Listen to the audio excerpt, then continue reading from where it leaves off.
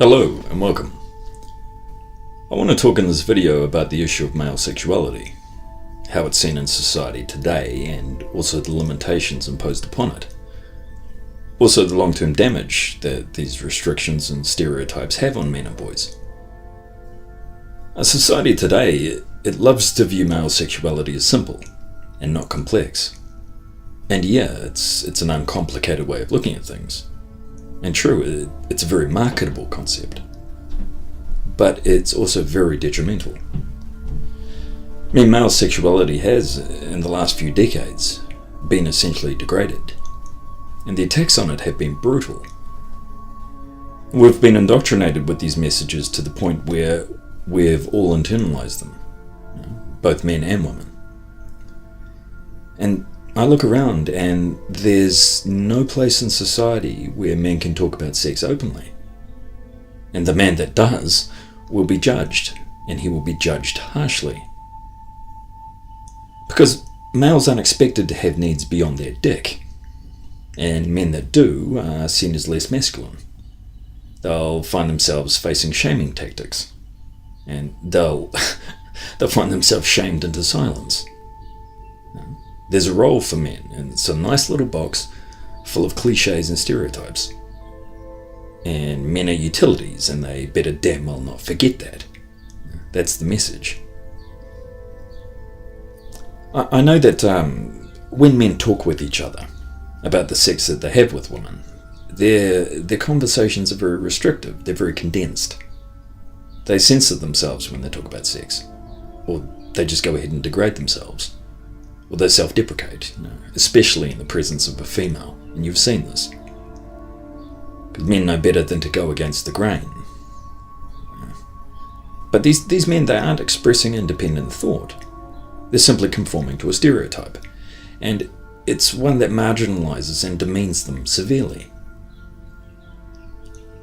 I know that there's an acknowledgement in society that female sexuality is complex, to the point that it can be discussed in an academic setting.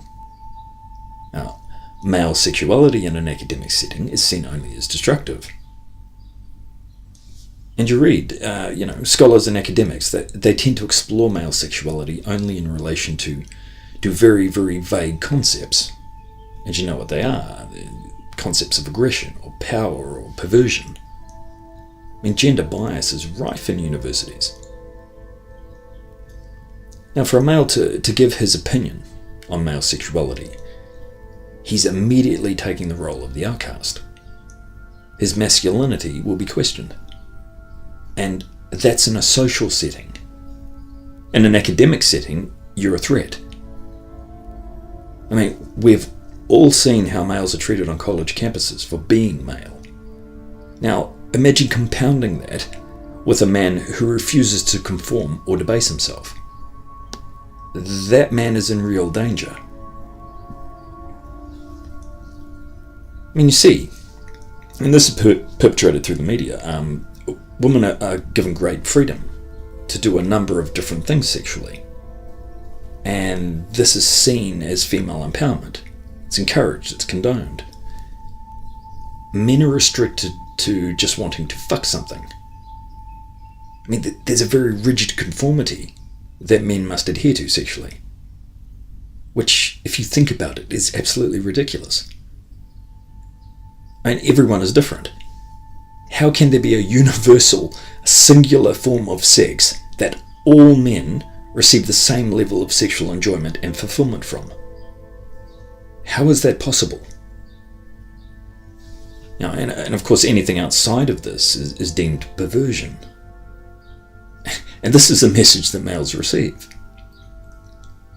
I mean, it's generally accepted that women's sexuality, it's complex, it's mysterious, it's natural, it's loving, it's everything under the sun.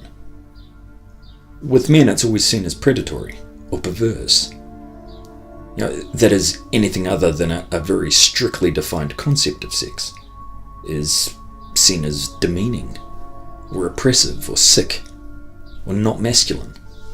That is, if it's initiated by the male. But the sad thing for men, society forces a version of sex on them that is just a very poor, limited version of what is really possible. I mean, everyone loses on this, men and women. And of course, men live in a world full of stereotypes, full of crazy pressures.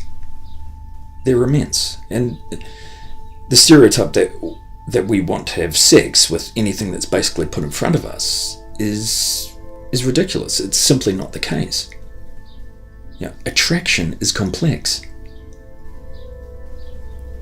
And the message that's coming through loud and clear today is that male sexuality is a problem, that it's destructive, that it's aggressive, and no other image is being put forth for men to align with. So you ask yourself, what is making love? And you know the joke, you've heard it before, what is making love? It's something a woman does when a man is fucking her. But what is love? I mean, for men, it's being close to a woman. It's trusting and sharing with a woman. Of course, with all the systematic bias against men, that trust needs to be immense. And even then, the man is at great risk. But regardless, men feel this closeness with women very, very intensely. And the perception, society sees men's emotional needs as primitive or completely non-existent. But men don't express emotions the way that women do. That doesn't mean our emotions are barren. We just speak a different language. And it's not a language that women have ever attempted to bridge, because it's always been on their terms, trying to communicate from their side, their end, never actually seeing it through the eyes of a man. And of course, to do so would actually mean accepting men as valid human beings, that they actually feel and experience emotions on a very deep level. Of course, it would also mean in turn that men could no longer be viewed as disposable utilities. Shock horror. What would that mean? We know what it would mean. But I can assure you that, and this is from my own experience, that when men are given the space, when men are given the respect that they deserve, they will open up. And they do analyse their emotional inner life very deeply. Men are analytical by nature. But society refuses to accept this. But men are incredibly complex. But the thing is, you can only ever get an understanding of them from their perspective. And yes, you may not like their answers, but at least it will be the truth, as opposed to the usual, generic media propaganda. And I look at the media, and you always see women in the media giving their 2 cents on men and on male sexuality, dictating to them or criticising them openly. You never see a man on any of those panels, other than perhaps just a pandering male reporter telling these women exactly what they want to hear. Now, women, it would seem, don't like the answers that men give, so women don't ask very often. But crossing into the issue of consent, women can push boundaries of consent just as much, if not more than men. And men have to like it. And if a man voices objections or claims it was non-consensual, immediately there's something wrong with him, not the woman. Ask yourself, have you as a man ever had sex with a woman when you haven't wanted to? Now, just to live up to society's pressure. Now, we've all done it. Women too. Women do it too. But the difference is that men don't get to claim non-consent. Because if they do, they're attacked. Their masculinity is questioned. Their sexuality is questioned. Even if they're a child. And it's frustrating because men love. Men cry, men are fully emotive human beings. And there's nothing shameful about that. And any worldview that falls short of that, really, quite honestly, is the emotional equivalent of castration. And masculinity, it's a role that men are forced to conform to, because society is threatened by male emotion.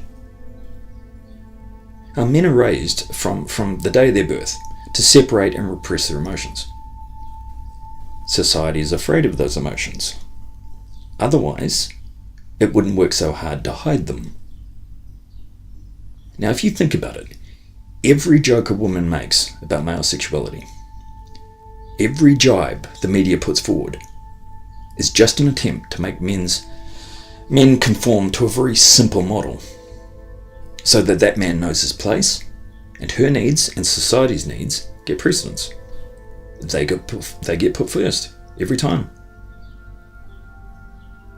And I mean, I constantly hear women, they complain about men who won't open up, who won't express their feelings. But these same women really don't have any sexual desire for a man that opens up. This is female perception. So, I mean, but no matter how hard we try to deny it, no matter how hard we try to fight it, sex stimulates emotions. Of course, a real man doesn't have emotions, so as men, we're expected to deny what we feel. Plus, men won't discuss sex for fear of being seen as unattractive or too effeminate by the female. But I mean, really, honestly, realistically, relationships between the sexes are anemic enough as they are right now. Do we really need this shit? But you look at pressure put on men. It's not put on women. Not in this regard. There's huge pressure on men to perform sexually. But in reality, I mean, for a man to have a rewarding sexual experience, that woman needs to appeal to him on many levels. No, not just looks. She needs to have the right series of attributes, the right behaviours, the right outlooks to push his buttons. And men have a list as long as their arm, conscious and subconscious, of what they look for in a female. She can't just be a pair of tits on legs. But female sexuality, though, and especially female virginity, is given precedence. It's given high priority in our society. But the expectations on a male's first time, what's placed on him, is horrendous. The boys get no advice.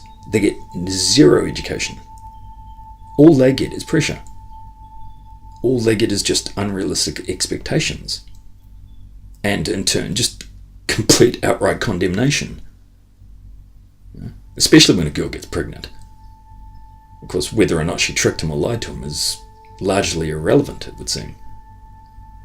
But boys, just like men, get shamed for not having sex. They get pressure from that end. And then in turn, condemnation for having sex. All the responsibility goes on their shoulders, which is completely wrong. So we fail boys in this regard, when we really should be protecting them. Anyway, that's just a few ideas from my end, but thank you for your time, and I'll be making a few more videos from this point forward. So I'll see you next time. Keep on trucking. Thank you.